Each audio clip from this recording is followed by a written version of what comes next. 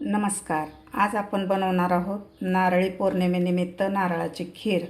हे खीर खायला अप्रतिम लागते आणि करायला सुद्धा फार सोपी आहे. चला तर मग रेसिपीला सुरुवात करूया. ओल्या नारळाची खीर बनवण्यासाठी मी इथं 1 कप ओला नारळ घेतलेला आहे. नारळ फोडून त्याच्या पाठीमागचा भाग काढून घेतलेला आहे काळा आणि खिसून त्याला 2 वेळेस मी पल्स मोडवर असं बारीक करून घेतलेलं आहे थोडंसं. म्हणजे अशा प्रकारे जर नारळ थोडासा मिक्सरमधून काढून घेतला तर त्याची खीरसुद्धा खूप छान लागते आणि अशी मिळून येते खीर. या ठिकाणी तुम्ही नारळ खोवून घेऊ शकता. खोवल्यानंतरसुद्धा तुम्ही 1 ते 2 वेळेस पल्स मोडवर काढल्यानंतर अशा प्रकारे नारळ मिळतो आपल्याला आणि अशा नारळाची खीर खायला खूप छान लागते. मी इथे कढई घेतलेली आहे. आता कढईमध्ये आपल्याला 1 चमचा साजूक तूप घालायचं आहे.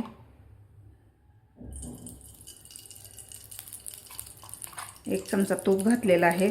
आता यामध्ये घालायचं आपल्याला हे ओला नारळ घालायचं आपल्याला.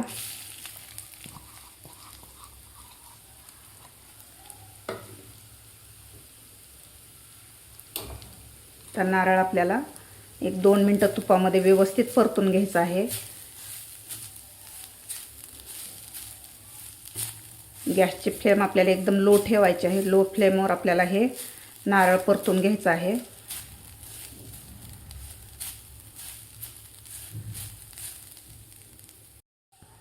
खीर बनवण्यासाठी मी इथं अर्धा लिटर दूध घेतलेलं आहे. दूध कच्चंच घेतलेलं आहे. आता आपल्याला हे दूध एका साईडला गरम करायला ठेवायचं आहे एका गॅसवर.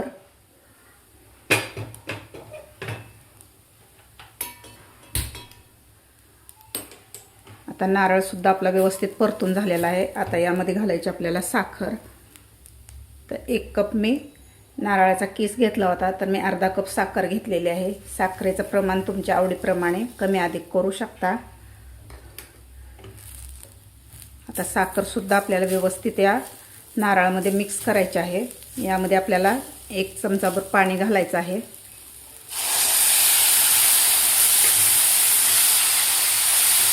पाणी घातल्यामुळे साखर व्यवस्थित विरघळल्या जाते.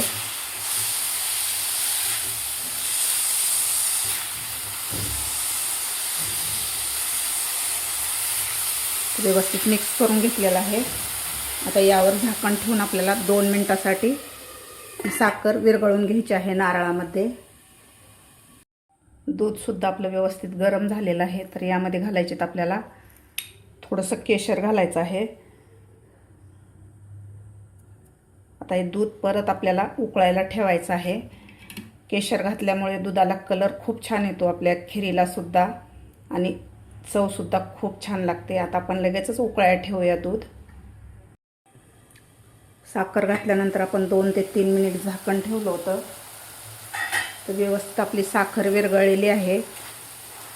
असं केल्यामुळे साखरेचा स्वाद नारळामध्ये व्यवस्थित उतरला जातो आणि खीर खाताना आपल्याला खूप छान लागते खीर. तर व्यवस्थित साखर विरघळलेली आहे. आता यामध्ये घालायचे आपल्याला 1 चमचा मिल्क पावडर घेतलेली आहे. मिल्क पावडर घातल्यावर सुद्धा आपल्याला 1 मिनिटभर हे परतून घ्यायचं आहे. या मिल्क पावडरचा कच्चेपणा गेला पाहिजे. व्यवस्थित 1 मिनिटभर आपल्याला हे हलवून घ्यायचं आहे. मिल्क पावडर घातल्यानंतर 1 मिनिटभर मी मिल्क पावडर घातल्यानंतर व्यवस्थित परतून घेतलेलं आहे. आता यामध्ये घालायचं आपल्याला दूध. दूधसुद्धा आपलं व्यवस्थित तापलेलं आहे आणि केशरमुळं त्याचा कलरसुद्धा खूप छान आलेला आहे दुधाचा. आता आपण लगेचच दूध यामध्ये घालून घेऊया. दूध घातल्यानंतर व्यवस्थित आपल्याला मिक्स करून घ्यायचं आहे. आता दूध घातल्यानंतर आपल्याला 3 ते 4 मिनिट आपल्याला हे खीर शिजवून घ्यायची आहे.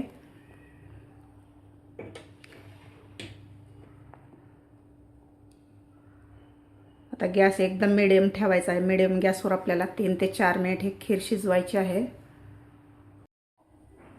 दूध घातल्यानंतर मी 4 ते 5 मिनिट हे खीर शिजवून घेतलेली आहे. थोडीशी दाटसर झालेली आहे आणि केशरमुळं कलरसुद्धा खूप छान आलेला आहे खिरीला. आता यामध्ये घालायचे आपल्याला काही ड्रायफ्रूट्स. मी घेतलेले आहेत काजू, बदाम आणि पिस्ता घेतलेला आहे. ड्रायफ्रूट तुमच्या आवडीप्रमाणे घालू शकता. आता यामध्ये घालायचे आपल्याला ड्रायफ्रूट. तर ड्रायफ्रूट घातल्यानंतर सुद्धा आपल्याला 2 ते 3 मिनिट हे खीर शिजवून घ्यायची आहे.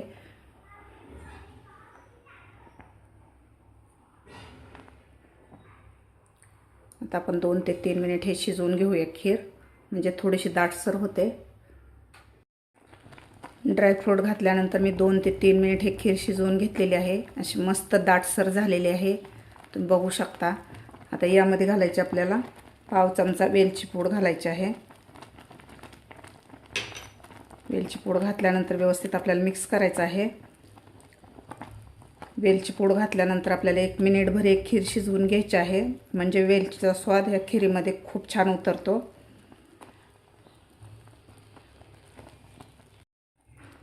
वेलची पूड घातल्यानंतर 1 मिनिटभर मी एक खीर शिजवून घेतलेली आहे. तुम्ही बघू शकता अशी मस्त आपली नारळाची खीर खाण्यासाठी तयार आहे.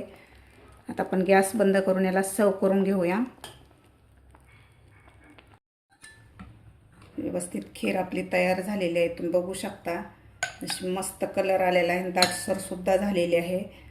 तुम्ही सुद्धा ह्या नारळी पौर्णिमेला नक्की करून बघा. खायला अप्रतिम लागते एक खीर.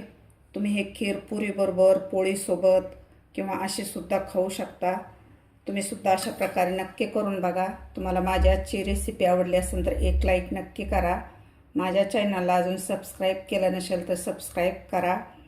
हा व्हिडिओ तुमच्या मित्रमैत्रिणींना आणि नातेवाईकाला जरूर शेअर करा. भेटूया अशाच एका नवीन रेसिपीसोबत. तोपर्यंत मस्त खा आणि स्वस्त रहा.